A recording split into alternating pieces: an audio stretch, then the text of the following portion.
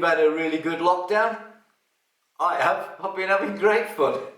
Right, today we're doing a little video on selecting your chain and sprockets for a particular engine of what you want to do. So we're going to use the visualizer, go into a little bit of that. I hope the footage comes out good on that because I had some glare there, but never mind, that's all I can do. And then we're going to put some sprockets on and I'll show you how I prefer to fit them and set them up. So let's go ahead and do it. Right, here we are with our gearbox visualizer.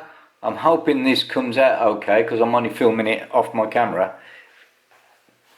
So what I've selected the GP Indian gearbox here and the original sprocket 18 tooth 47 crown wheel. So if we look down, it gives us a ratio, final gear ratio of 5.2. So then I've also selected where our power starts to make, which is, I'm sort of estimating at about 4,200, and our maximum power will be about 7.5, and the power trailing off at 8,100, because we're only running with a BGM exhaust, so I don't think it's going to make power too high up the RPM. So with the original gearing, we're looking at cruising kind of speed of about 6,000 RPM, which would be about 60 miles an hour. So that's a little bit too low for us.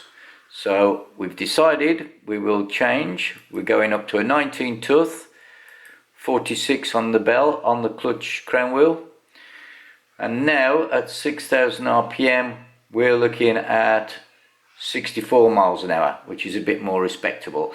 So 64 miles an hour kind of cruising speed. So you go up the range at 6,700, you're going to be hitting 70 miles an hour. So, and our peak is 7.5. So at 7.5, he's going to be looking at 78 mile an hour to 80 mile an hour. I don't think you want more than that for touring. For a touring motor, it should be a fairly decent setup. So that's the sprockets we're going to be using. So now let's go ahead and set it up in the engine. Right, here we are outside with the gearbox. We've already got our gearbox in there and our little splash dish here fitted on. I've already picked the shim we're going for. This comes with the 6-plate clutch, the BGM. So we've gone for the 1.8mm. Of course, we've already set up the sprocket height. So here we are with our 46 on the back. We've got our new Iris chain on here. So we're going to check our sprocket alignment to make sure we're not too far out,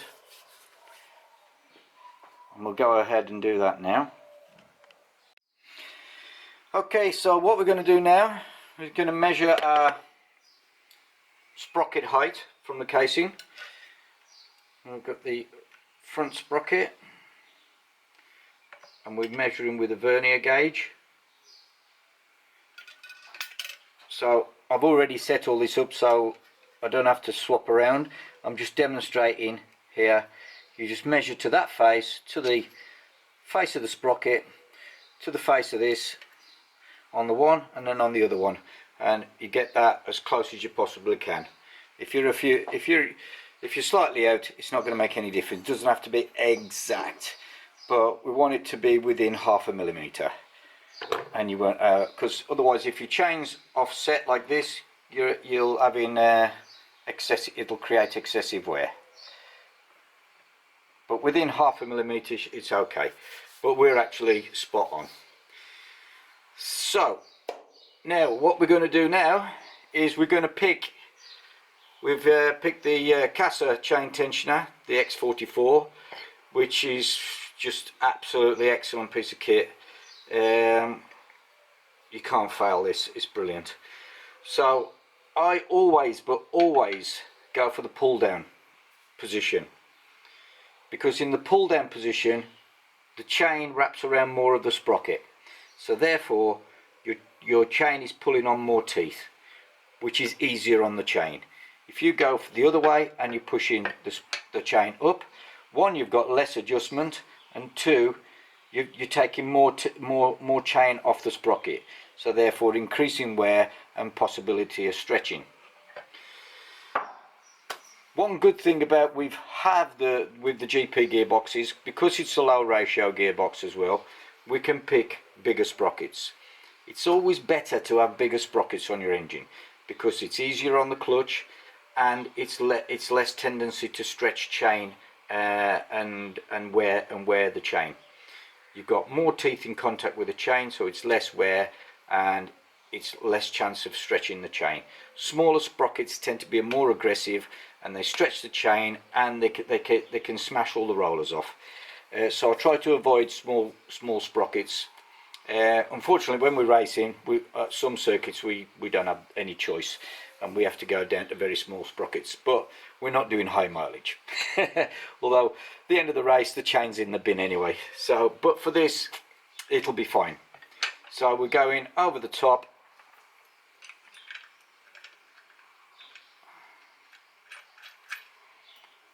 I'm not putting any Loctite on this because I'm only demoing it for you. This isn't going to be my final build, I'm just showing you kind of what I'm doing. So we've got the clutch to put in yet and the front sprocket to assemble, but right, so what we want on here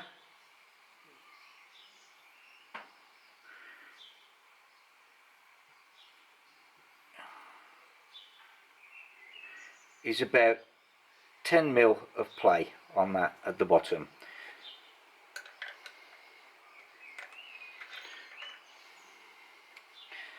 So this is about the right kind of chain tension. If it's any tighter than that, then you pressure up. If you run a tight chain and what happens is you pressurize the bronze bush and wear it out, and you pressurize the bearing in the end plate as well and damage the bearing. You're also pressurizing the front one. Do not over tighten chains, because you're pressurizing the bearings. They've got a constant pressure on them and therefore they wear out and you damage the bearing. So it needs to have some free play in the chain. So as you can see there, that's my kind of free play. So it's about approximately 10 millimeters.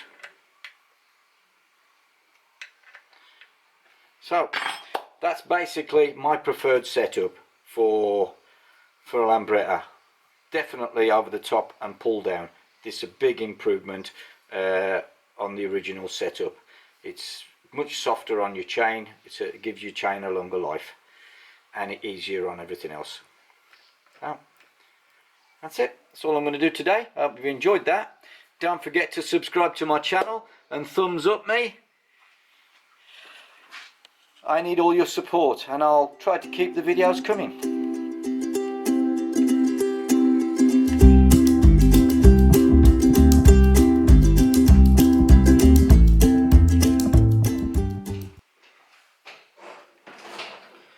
Okay, so that's the end of that little video. Don't forget to share and subscribe and thumbs up. See you all later.